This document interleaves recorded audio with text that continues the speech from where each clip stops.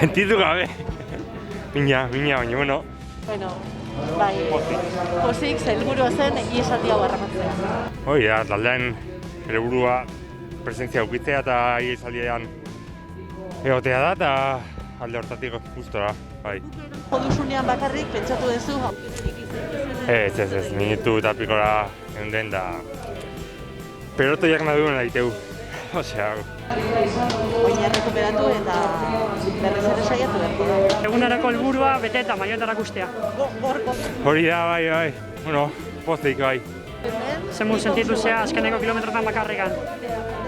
Bueno, politia izan da, afizioa eta dena nerekin egotea eta bai, politia, guztua. Eskerrik asko, Iaz.